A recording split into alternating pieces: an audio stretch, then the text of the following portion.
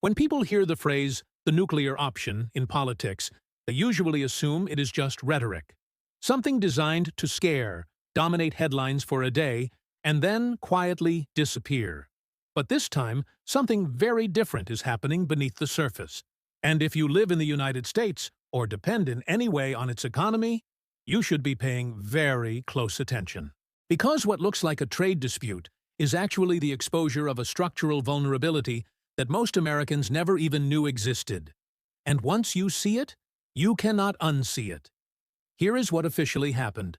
Canada's Prime Minister, Mark Carney, publicly warned that Ottawa is prepared to consider export taxes and supply limits on two things the United States quietly depends on every single day: uranium and electricity.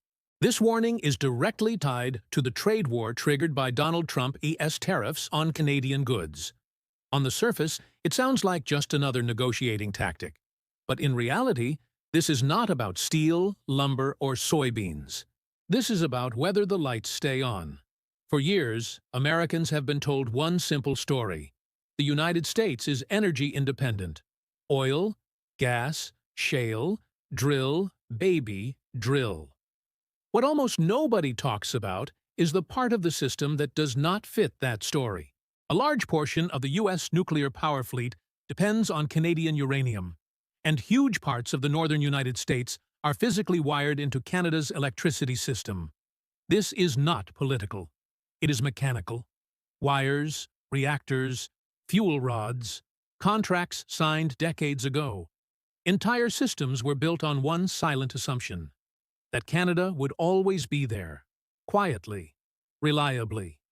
No matter what politics in Washington were doing, that assumption is now being tested. And that is what makes this moment dangerous. Let's slow this down, because this is where the real story lives. Nuclear power plants do not switch fuels overnight. Uranium supply chains are planned years in advance. They are regulated, licensed, and built around long-term safety and enrichment schedules. When Russian uranium became politically and morally toxic, Canada became even more central to the U.S. system. Not because of ideology, but because Canada is stable, predictable, and already deeply integrated into American energy planning. That stability is exactly what is now being questioned. At the same time, electricity does not care about borders. The northeastern United States and large parts of the Midwest import Canadian hydropower because it is cheap, clean, and available exactly when demand spikes. During heat waves, during cold snaps, during industrial surges. These cross-border grids were designed to smooth volatility and prevent blackouts. When politicians talk about taxing or restricting those flows, they are not talking about symbolism. They are talking about physical constraints that hit ordinary people first. This is why this matters to you. If you work in manufacturing, if you run a business, if you care about your power bill, if you care about grid stability, this is not an abstract geopolitical chess game. This is about whether long-standing assumptions still hold. Canada is now signaling something extremely important. Access to its critical energy resources is not unconditional. That is a historic shift. And what makes it even more striking is how calmly it is being done. No shouting, no dramatic speeches, just a quiet reminder that trade rules cut both ways. And that leverage exists, even when it has been politely ignored for decades. The message is simple. If tariffs and coercion are the tools of choice, then energy will no longer be treated as untouchable. This reflects a deeper strategic change in Ottawa. Energy is no longer being treated as a favor to a neighbor. It is being treated as a sovereign asset. Domestic reliability comes first. Trusted partners come second. And access is tied to behavior, not entitlement. Whether you agree with that or not, you should recognize how different this is from the old North American model. For decades, Canada absorbed shocks to keep the system running. That era may be ending. In Washington, utility executives understand exactly what this means. So do markets. Even the possibility of disruption changes prices, investment decisions, and political pressure instantly. That is why the reaction has not been bravado. It has been anxiety. Because once energy security enters the trade equation, the margin for error collapses. And here is the uncomfortable question nobody wants to ask. How did the world's largest economy allow itself to become so dependent on a partner it increasingly treats as expendable? That is not a Canadian problem. That is a governance problem, and it does not get solved with slogans. To understand how we got here, you have to stop looking at politics the way cable news does, and start looking at energy the way engineers and planners do. For decades, the United States and Canada built a shared system based on trust. Reactor licensing, transmission corridors, long-term utility contracts. All of it assumed one thing: that politics would never be allowed to contaminate critical infrastructure. It worked precisely because no one thought it would ever be weaponized. Nuclear energy shows this more clearly than anything else. Public debate treats it as a domestic issue. In reality, it is one of the most internationally interdependent energy systems in the world. Mining, processing, enrichment, fuel fabrication, regulation. The United States slowly allowed its own uranium production to decline. Not because of stupidity, but because global supply, especially from Canada, was cheaper, cleaner, and more reliable. Hydropower followed the same logic. Canadian provinces built far more generation capacity than they needed because they knew demand would always exist south of the border. American utilities designed their systems with those imports baked in. Everyone won, as long as the political relationship stayed functional. What has changed is not the physical system. It is the political risk layered on top of it. When tariffs are imposed without regard for how integrated systems actually work, they do not just raise prices, they inject uncertainty. And energy systems hate uncertainty. They are slow, capital-intensive, and extremely sensitive to policy signals. Once trust erodes, everyone starts asking questions that used to be unthinkable. What if this supply is not there next year? What if a tax turns a profitable contract into a loss? What if regulators have to scramble for emergency alternatives? This is why the current standoff is so dangerous. It is not that Canada has cut anything off. It is that the credibility of restraint is being tested.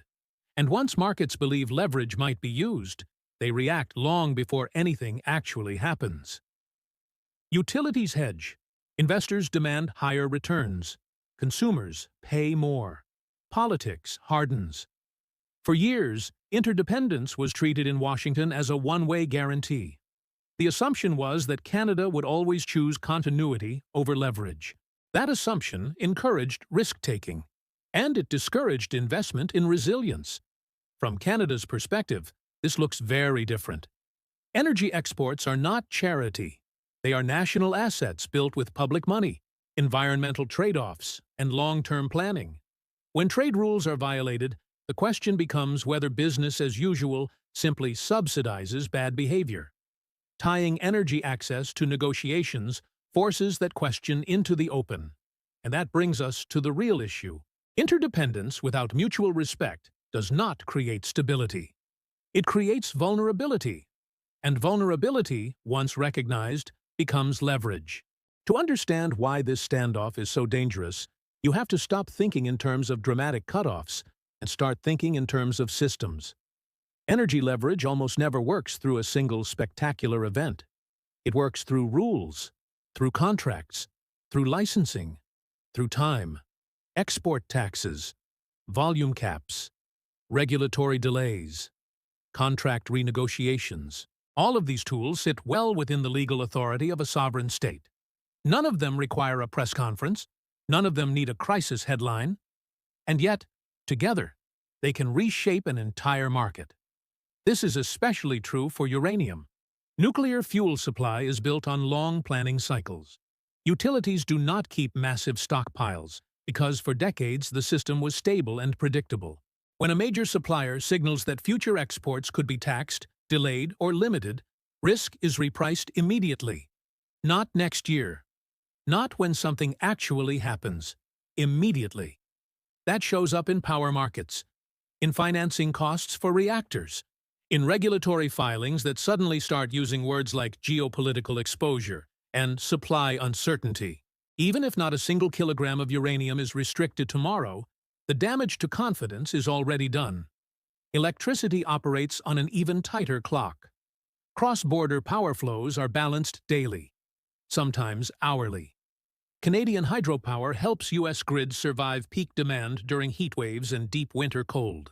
Introducing the possibility that those exports could be taxed or reprioritized changes how grid operators plan for emergencies. They must assume imports might be less available exactly when they are most needed. That forces more conservative planning, higher reserve margins, more expensive backup generation. And those costs do not stay in boardrooms. They move straight to consumers. This is why energy professionals are nervous, even when politicians are still posturing. They understand something most political messaging ignores. Reliability is built on confidence, not just capacity.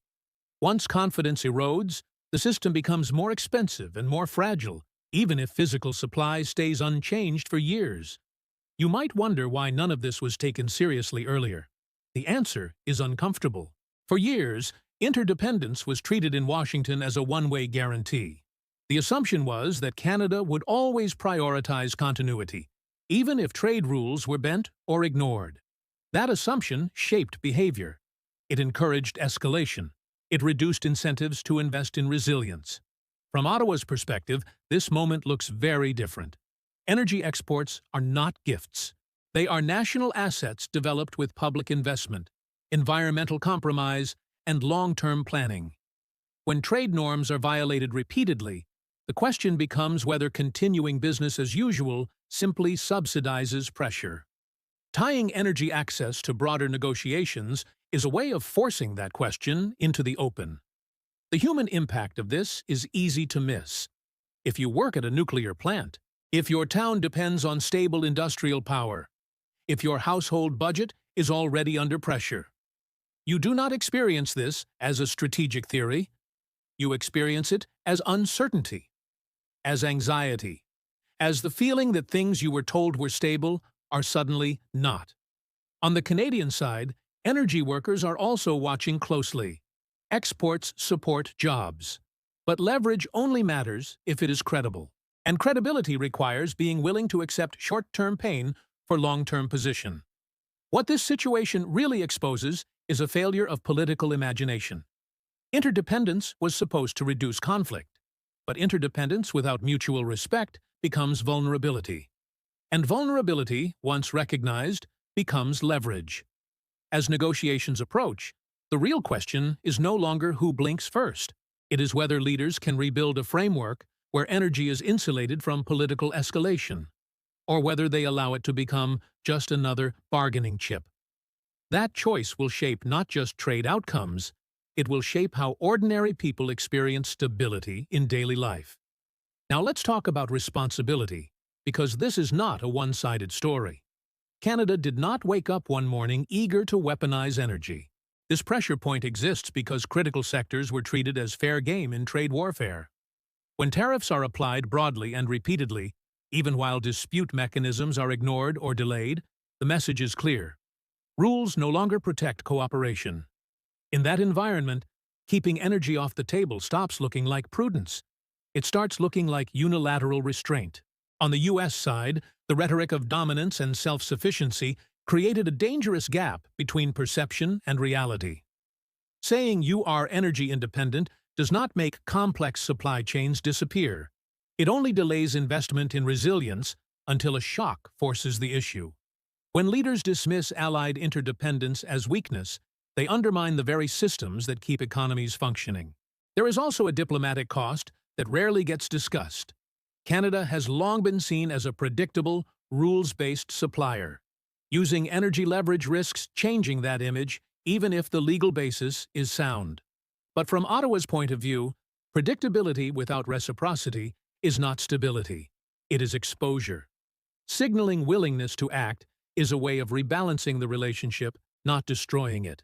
For the public, this raises an uncomfortable question. Do you want energy systems governed by quiet cooperation or by visible leverage? Because once energy becomes explicitly political, it is very hard to make it apolitical again. Every future dispute will carry the shadow of possible disruption, even if leaders swear they will never go there. This is the dilemma now facing negotiators. Backing down without resolution teaches that pressure works. Escalating too far risks normalizing energy coercion in one of the most integrated economic relationships on Earth. Neither outcome is good, which is precisely why this moment is so consequential. What happens next will not be decided by speeches. It will be decided in regulatory filings, in quiet diplomatic channels, in technical coordination behind closed doors. That is where you will see whether this remains a warning shot or becomes a permanent shift. And the difference will matter long after the headlines move on. There is another layer to this story that rarely makes headlines, and it is the one that determines how this ends. Domestic politics. In the United States, energy reliability is one of those things that only becomes visible when something breaks. As long as the lights stay on and prices remain tolerable, it barely exists in political debate. But the moment grid operators start issuing warnings, the moment utilities quietly ask regulators for emergency flexibility, the moment prices begin to rise in places that were promised stability, this stops being a trade story. It becomes a household issue. That is why utility companies and state regulators are already more cautious than political rhetoric suggests. They do not have the luxury of ideology.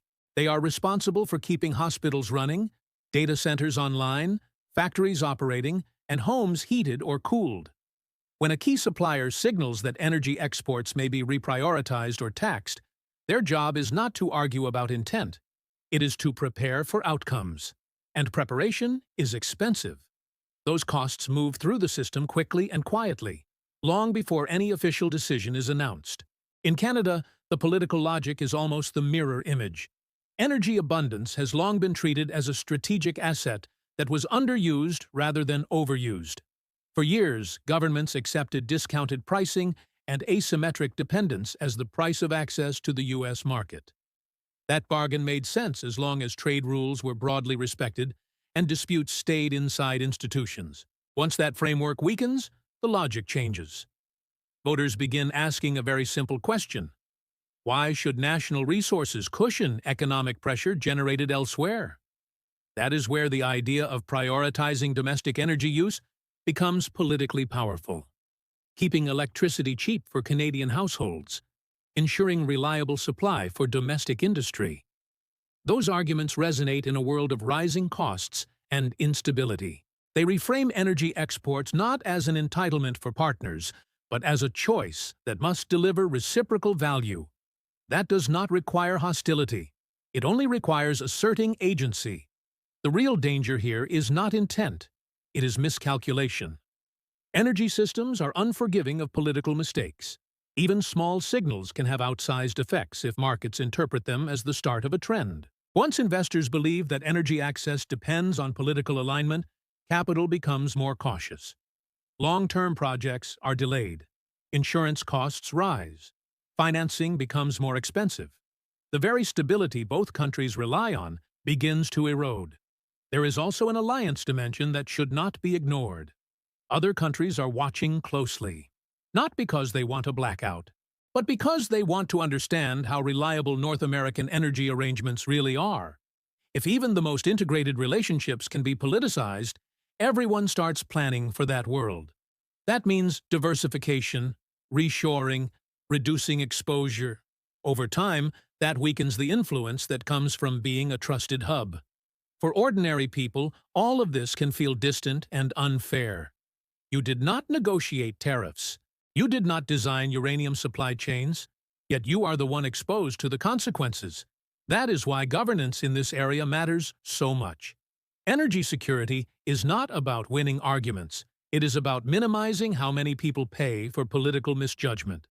At its core, this standoff is a stress test, a test of whether mature democracies can manage conflict without undermining the systems that support daily life. It asks whether leaders can recognize when leverage exists and still choose restraint, or whether they feel compelled to escalate simply to prove resolve. Neither extreme serves the public. As deadlines approach, the most important signals will not come from press conferences. They will come from technical coordination, from regulatory filings, from quiet diplomatic messages. That is where you will see whether this remains a warning shot or becomes something far more disruptive. If you step back even further, this episode reveals something uncomfortable about modern stability. We like to believe large, advanced economies are resilient by default, that size and wealth protect them. But resilience is not automatic. It is built through redundancy, through cooperation, through rules that are respected even when they are inconvenient. When those rules are treated as optional, the systems built on them begin to weaken. Energy is especially unforgiving because it sits underneath everything else.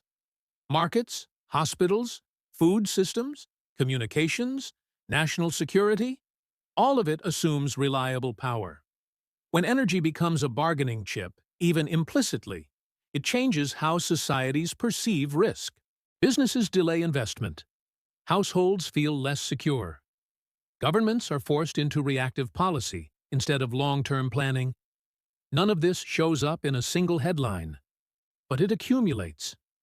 There is also a deeper lesson here about the difference between leverage and dominance. Leverage is about having options and credibility. Dominance is about assuming those options will never be used against you. The United States built an energy narrative around dominance while quietly depending on leverage held by others. Canada treated its leverage as something to manage, not flaunt. What we are seeing now is the collision of those two mindsets. This does not mean Canada is eager to pull the plug. Cutting off energy exports would hurt Canadian producers too. No serious policymaker ignores that. The power of the signal lies precisely in the fact that it does not need to be carried out to be effective. By questioning long-standing assumptions, Ottawa has forced a recalibration without taking irreversible steps. That is what real structural leverage looks like. Not drama, not headlines, but changing what the other side must assume going forward. And that is why this moment matters. Even if nothing is cut, even if no export tax is imposed tomorrow, the relationship has already changed. The era where energy was automatically treated as untouchable is over. From now on, energy sits inside the political equation. And once systems become political, they never go back to being invisible. The only open question is whether leaders can rebuild a framework of trust strong enough to take it back out, or whether uncertainty becomes the new normal. And in energy systems, uncertainty is the most expensive outcome of all.